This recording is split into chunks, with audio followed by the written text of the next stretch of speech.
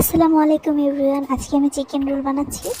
এই জন্য আমি প্রথমে চিকেনগুলোকে ছোট ছোট টুকরো করে ভালো করে ধুয়ে তাতে সয়া সস, লবণ, আদা রসুনের পেস্ট, তান্দুরি মশলা এবং গোলমরিচের গুঁড়ো দিয়ে ভালো করে মাখিয়ে 15 মিনিট রেস্টে রেখেছি। এরপর এটি তেলে ভাজতে দিয়েছি এবং এতে 2টি পেঁয়াজ কুচি দিয়েছি। এগুলো ভালো মতো ভেজে নিয়ে আমি একটি বাটিতে তুলে রেখেছি। এরপর একটি ডিম ঝুরি করে ভেজে নিয়েছি।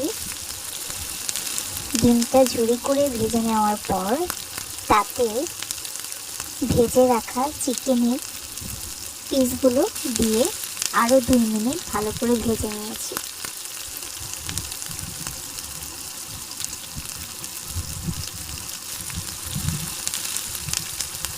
ডিম আর চিকেন ভালো করে ভেজে নেওয়ার পর আমি তা তুলে রেখেছি একটি বাটিতে।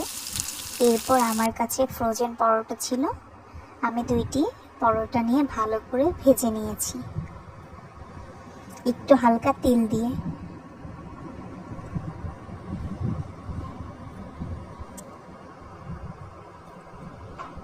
পরোটাগুলো ভালো করে ভেজে নেওয়ার পর আমি তা তুলে রেখে চিকেনের মিশ্রণটি দিয়ে রোল আকৃতিতে সেগুলো বানিয়ে নিয়েছি।